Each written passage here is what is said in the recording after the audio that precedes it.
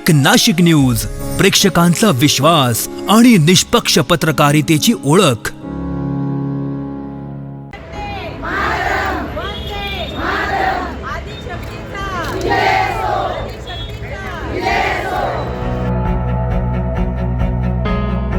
जागतिक महिला दिनानिमित्त नाशिकमध्ये महिलांसाठी विशेष उपक्रम राबवण्यात आला।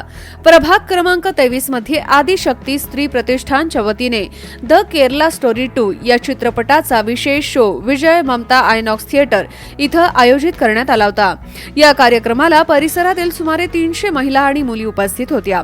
महिलांमध्ये जागरूकता निर्माण व्हावी आणि त्या समाजातील विविध प्रकारच्या फसवणुकीपासून सावध राहाव्यात या उद्देशाने हा उपक्रम आयोजित करण्यात आल्याचं आयोजक नगरसेविका संध्या कुलकर्णी यांनी सांगितलं।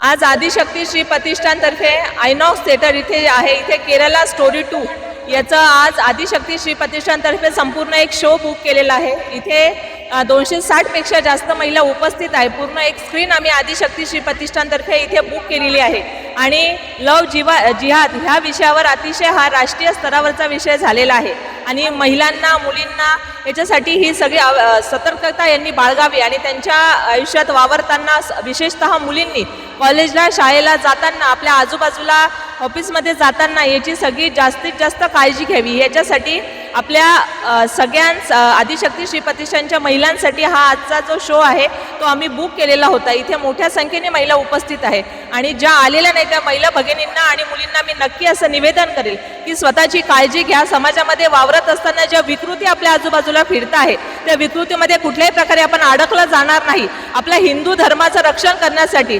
हिंदुत्वाचं रक्षण करण्यासाठी सगळ्यांनी जरूर पुढे यावं असं या निमित्ताने आपल्या सगळ्यांना मी निवेदन करेल।